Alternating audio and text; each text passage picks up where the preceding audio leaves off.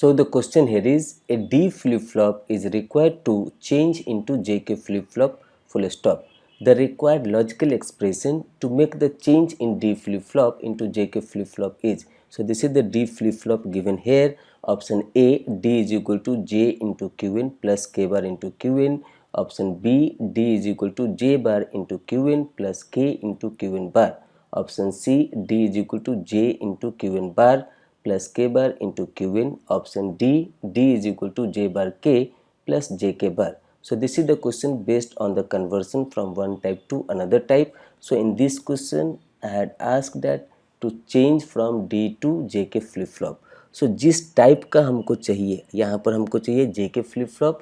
सो यहाँ पर उसके लिए हम लोग यहाँ पर स्टेट टेबल लिखते हैं.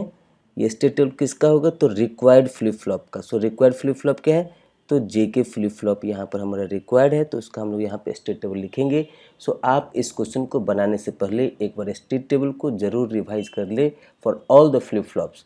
सो यहाँ पर जैसा कि हम लोग जानते हैं स्टेट टेबल से, if the present state is 0, JK is 0 0, then no change in their next state output, so that it will be 0 here. Now if this J and K is 0 and 1 and present state is 0, then their output, next state output is 0 here. Like that you can fill up this entire table, and here this D is the flip flop where we need to write as per this Qn and Qn plus 1 value, we need to fill up their input here. So जैसा कि हम लोग जानते हैं कि Qn plus 1 and D both is having same. आप D flip flop में पढ़े होंगे कि Qn plus 1 is equal to D. तो डायरेक्टली यहाँ पर हम लिख सकते हैं ये Qn प्लस 1 का जो वैल्यू है वो D फ्लिप फ्लॉप के इनपुट साइड में फिलअप कर सकते हैं. अब यहाँ पर हमको चाहिए expression for D in terms of Qn JK. तो ये हमने इसके लिए यहाँ पर K मैप बनाया है. सो यहाँ पर अगर आप देखेंगे तो यहाँ पर ये एक डीवेल बन रहा है.